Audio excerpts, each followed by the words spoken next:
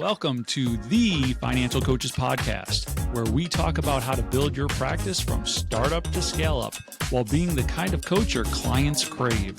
Finally, a podcast for financial coaches.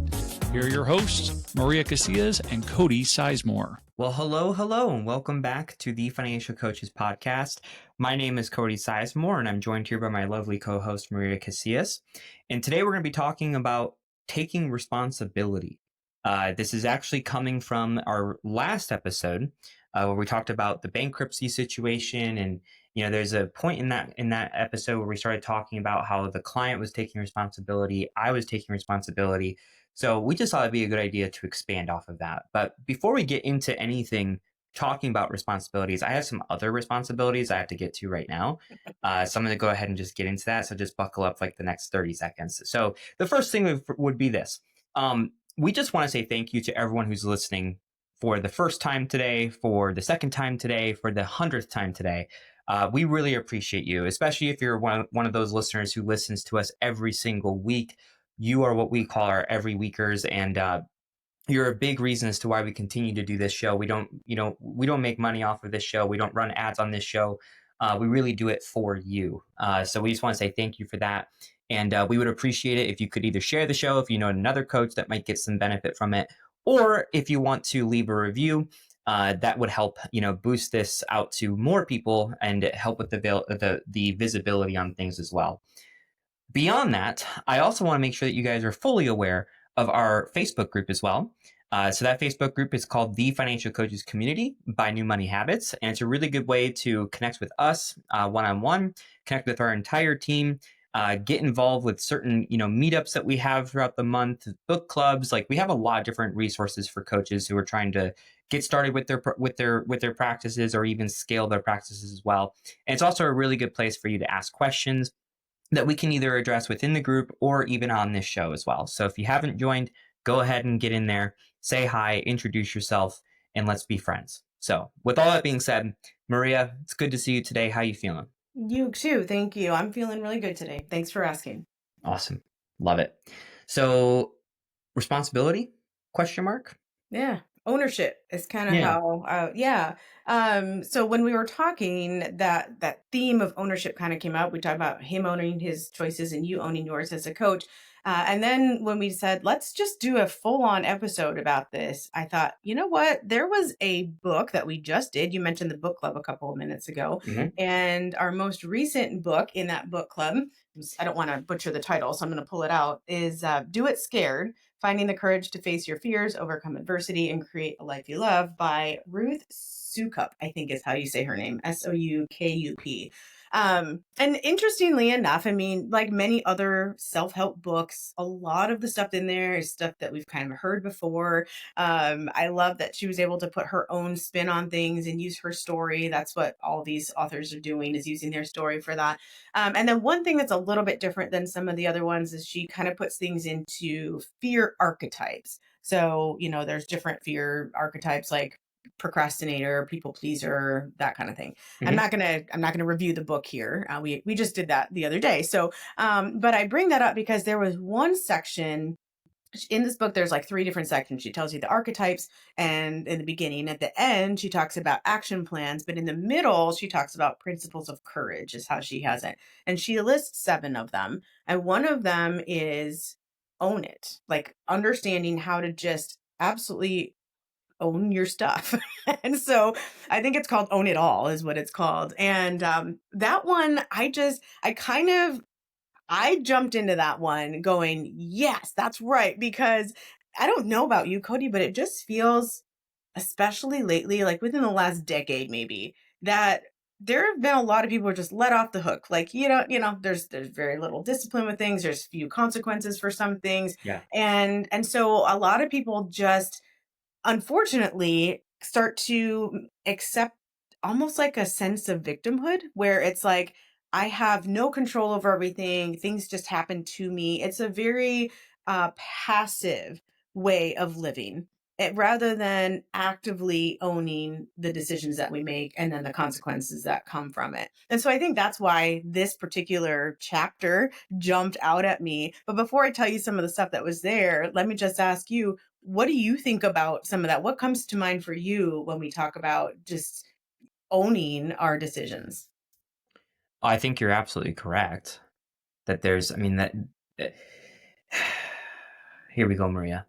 There's a lot of things that frustrate me, but there's probably one in particular that really frustrates me, and it's when people don't take ownership. Mm-hmm. If they start doing the blame game, or uh, you know, they say, or they get let off the hook, like you mentioned. Like, even like, an hour ago, I was in my office doing some work. My mom's over here doing a little bit of babysitting while my wife is out at a doctor's appointment. And I heard my 3-year-old being like really disrespectful to my mom, just talking back to her, being, mean tone of voice, like all this kinds of stuff. So I hop out of my office, I go out there, and I'm like, hey, you not speak to your grandmother like that. Like, I laid down the law and I said, say you're sorry to Abuela. And he refused. And I doubled down. I said, say you're sorry. And he said, I don't need to. And I said, yes, you do. And we went back and forth. He did not say he was sorry. So, and I'm gonna say something. I'm gonna say something. And some of you are gonna be like, oh my gosh. And some of you are Look gonna at be us like, always getting in yeah, trouble on this thing. like that's how it should be done. But I spanked the kid. Okay. Spanked the kid. And I said, say you're sorry. Now, I didn't spank him like super hard or anything like that. It was just enough for him to know, like, hey, this is serious. Mm-hmm. And he didn't. So then I spanked him again. And I said, say you're sorry. And he said, no, I don't need to. So I spanked him one more time. And finally he said, I'm sorry. And then I walked into my office. I cooled down. I let him cool down for 20, 30 minutes.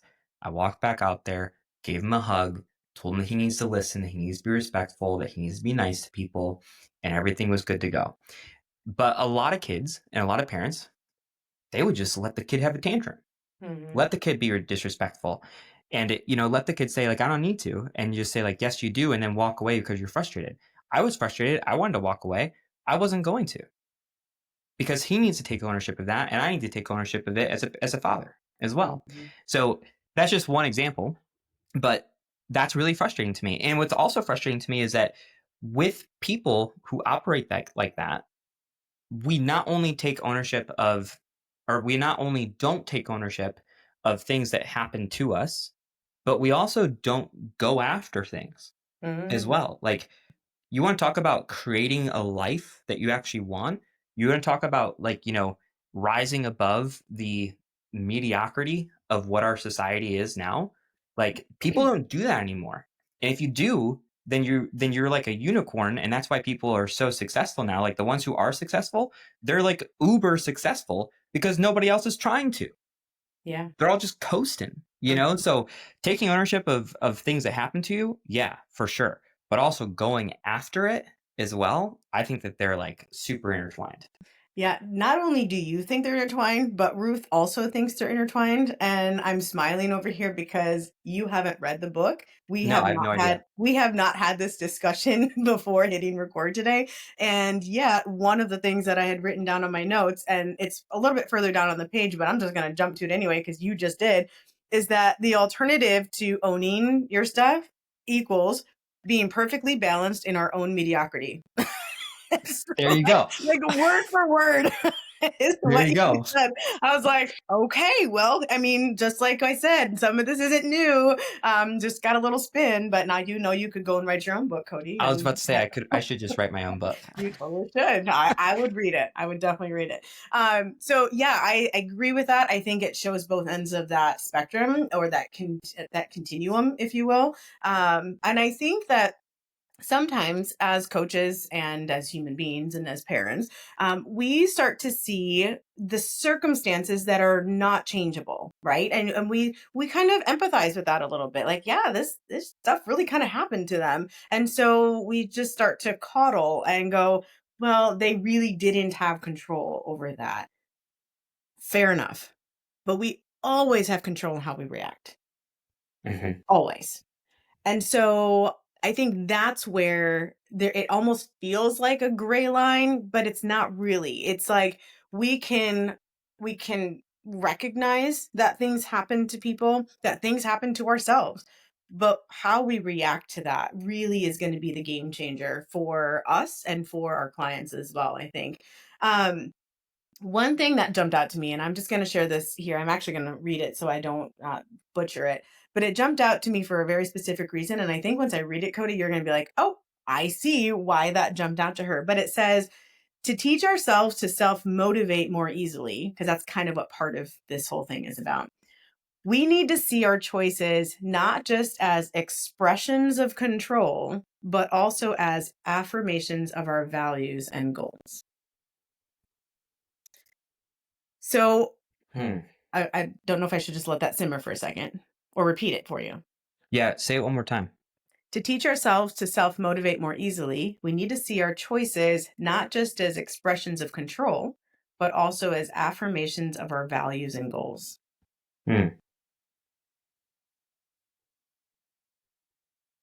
Yeah. To me, it's almost, and I don't know if this is the right perspective, but it's my perspective on it. But to me, I'm hearing like our choices have weight to them, right? Like when we make those decisions, we should be thinking about not what does this mean for me right here, right now, but how is this going to affect me positively or negatively down the road as well? And is it actually aligning with the grander vision? Yep. Yes, very well said. And I'm really glad you added that last piece onto it, because you broke it up into the two spaces that she broke it up to, those two components. It's as expressions of control is how it was stated in that quote. It's kind of like our decisions, people can see those, and it's like us kind of taking control of something. And there are some things we can control, like we just described, and some things that we cannot. We can always control how we react to something, and then there are other things that we just make full-on choices about, which is kind of why this all came up when you were talking last week about your client. But rather than them just being expressions of that control that we are trying to have, does it align with what our actual values and goals are? And if the answer to that is no, then we're not really making solid choices. we're not making the choices that will get us to where we want to go. And I underlined values in there more than goals, honestly. They're both important. But the reason that jumped out to me is because that's such an important thing here. You and I talk about this a lot, that we want to make sure that things are in line with our values. In fact, when you were making the case for your client's, I don't know if I want to say mishap, but for his impulsive decision with his music, part of your defense of him was, this is actually something that he values. It's something he wants to do. You actually made sure you set it up for us that way. And that's because we recognize that money is so much more than numbers. I mean, it's personal finance for a reason. It's personal. And if our choices are not aligning with those values, then are they really doing what we need them to do? So that is why that jumped out to me so strongly. And I really appreciate the way that you reframed it as well. Yeah, I mean, it is important. And you said it like beautifully, to where it's like, money is way more than just numbers. It really is. It really is. And it's important I think it's important for not only the client to own their decisions and their responsibilities, but I also think it's important for the coaches to do that as well. Because we have our own values, we have our own morals, we have our own vision. And we as coaches, we have to understand that like our clients' lives are not our lives. Right. And if one thing worked well for us, that doesn't mean that it's going to work well for someone else either. So it's challenging as coaches to kind of mold yourself to your clients in a way that's going to resonate with them as best as you can. But that's kind of our responsibility. Yeah. And when you have many clients, and I know that you do, sometimes That's why I compartmentalize. And I think you and I have talked about that I do too. before. Where Yep. it's like we almost have to, because if you're molding yourself to be like that client in that moment, but then an hour later you get to mold yourself to be like another client, hmm it can feel very discombobulating if you don't have the ability to just compartmentalize that.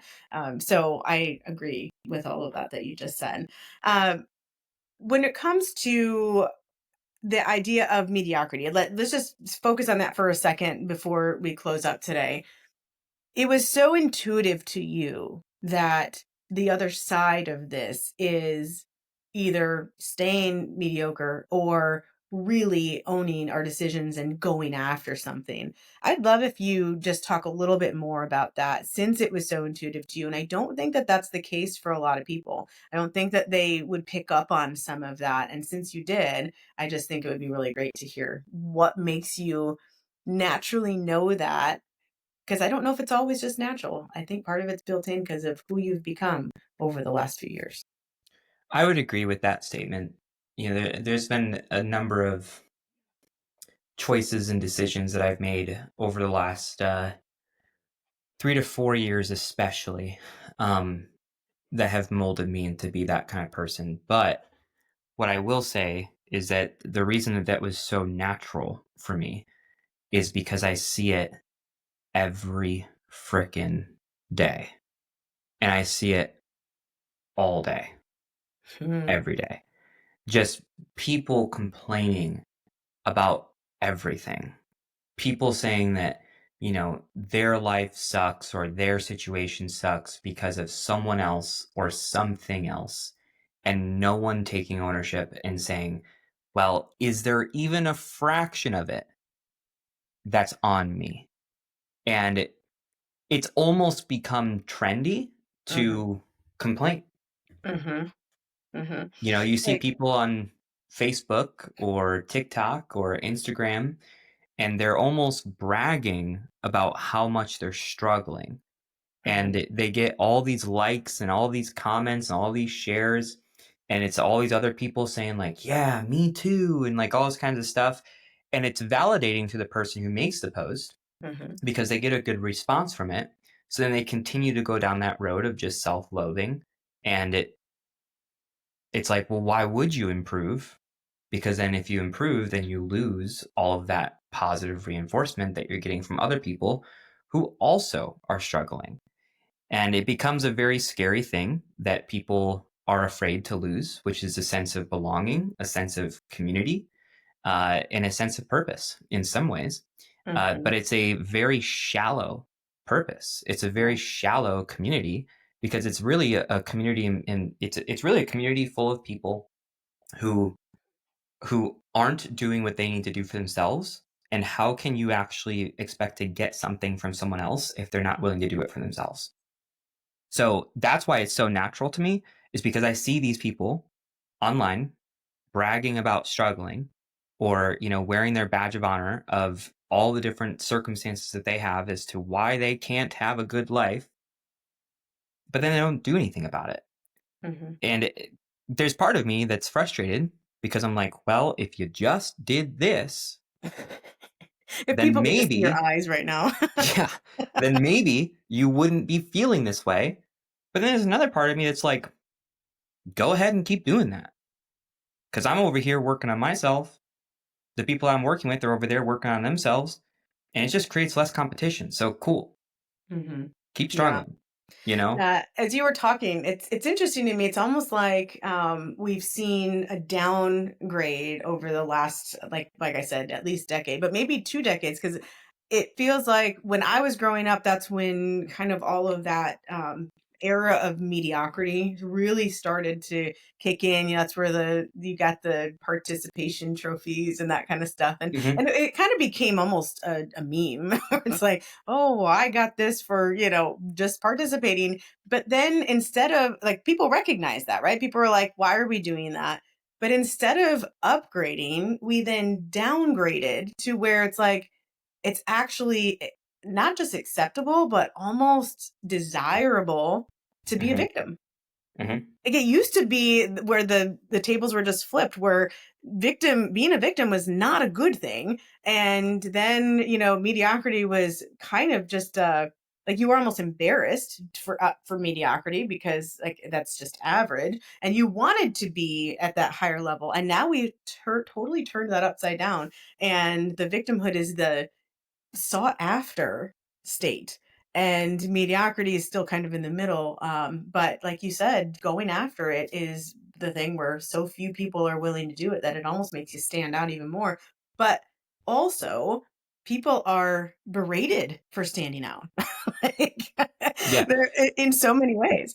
So not only is it becoming attractive for people to be victims, but also those same victims are also villainizing the people who are not Right. victim.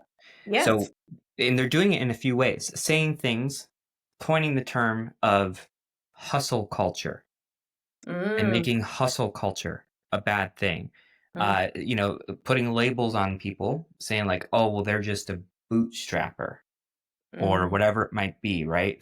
They're starting to villainize the people who are actually trying to become successful or build important lives, or not important lives, impactful lives. When really, the people who are trying to have success in life, it's not like we're doing it for anyone else. mhm, Like we're not doing it to get praise from people. We're just trying to build something. Like we're just working. mhm. Like that's all we're doing. Shame And on you. yeah, like, and can it be stressful sometimes to build something and to work on something? Yeah, absolutely. But it can also be a lot of fun. Like that's the other side of things that, people don't realize if you're on one side of the aisle of it's basically like, listen, we're hustling. We're strapping up our boots. Mhm, Yes, we mhm. are. But more than likely, we're probably having some level of fun with it because quite frankly, building something building up your life into something that could become really, really great, the whole process of building that is actually very fun. And it's not my problem that you don't realize that or that you Mhm. haven't experienced that either. Sorry, that's your loss, not mine. Yeah. Well, you were mentioning earlier about all the stuff that you see on social media, and I didn't say it then, but I'll say it now for a very specific reason.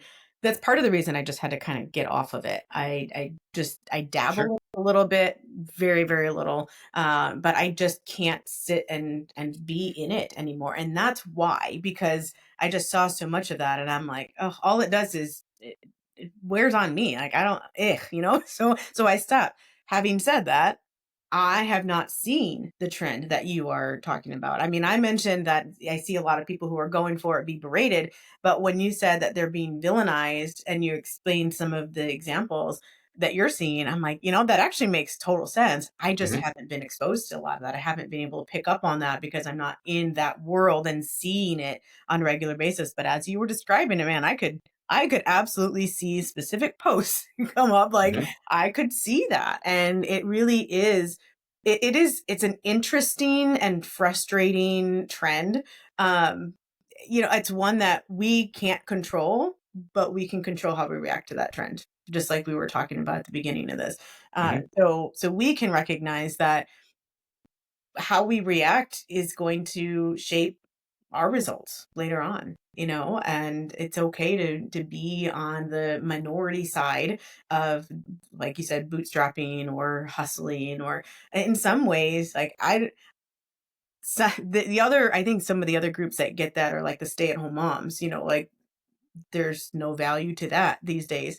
And so I kind of get that from the other side too. But we have to know what is important to us. What it is our choice, is that going to be in alignment with what's valuable and our goals? So that's the thing. And the last thing I'll say from the book specifically, that it's Wait, oh, go ahead, can I just say something really quick? please. Yeah. Just hold that thought. Yeah. You talked about controlling how you react to Yes. that. This is my reaction when people were to say something to me, whether it be like hustling or bootstrapper or even, I do like real estate investing too, and people have something to say about that too. My reaction is, okay. And then I just keep going. Mhm. Okay. Yeah, not even That's it. engaging them. I think that's Yeah. great. Yeah. It wasn't like a massive thing to say, but at the same time, I also think that it's like really important to where it's Mhm, just like, well, if those people are not aligning with the type of person that you are, then why does it matter? mhm. Okay. Thanks for your input. Yep. I'm moving on. What are you doing? Mhm. And it's so interesting to me that they think you want their input. Yeah. There's so much unsolicited input out there. It's like, oh my goodness. And it's not that I'm the type of person who's not open to feedback or open to input. I absolutely am. But it's like on forums like that where you're a complete stranger and you don't know me and you don't know my values and you don't know, any of that. What good is your input for me? Hmm. I'd rather get that from a trusted advisor or family member or a coach or, whatever. So yeah, I'm really glad that you just kind of be like a duck and let it roll off your back Hmm. because, 5 years from now, looking where they are versus where you are, it's going to be a very different scenario, I think. Hmm. So the last thing I will say is that from this book specifically, and again, this is not new information. It's just this reminder that no season lasts forever. And Mm. what I like about this is that she lists certain seasons, and this is the reminder part. So, seasons of hope, seasons of despair, of productivity, of not getting anything done, of great longing, and of great contentment. So, obviously, she's putting those on the opposite sides of the continuum. But there's just that reminder that nothing lasts forever, the good or the bad. Like, we're going to have those ebbs and flows in life, in business, and we have to be able to own all of it, the good, the bad, and all of the in between. Yeah. I would agree. And there's going to be certain seasons, like you mentioned, that you're going to be more on it than others, Mhm. and that's okay. Yep. It's just, I think it's just a matter of recognizing when you're slipping a little bit, uh, and then making the pattern interrupt, doing something to interrupt that pattern and, re-engage that fire, that passion, um, that consistency. I almost said motivation, but the consistency of Mhm. things, Mhm. um, and giving yourself some grace with that too. Like I've definitely had periods where I do not feel like doing anything, Mhm. and I let certain things slide a little bit, and it reaches a certain threshold where I'm like, I could keep doing this, but I know that if I do, it's going to go into, you're going to be crossing the Rubicon kind Mhm. of thing, Mhm. So I'm going to make this adjustment now Mhm. before I'm forced to make an adjustment that I don't want to.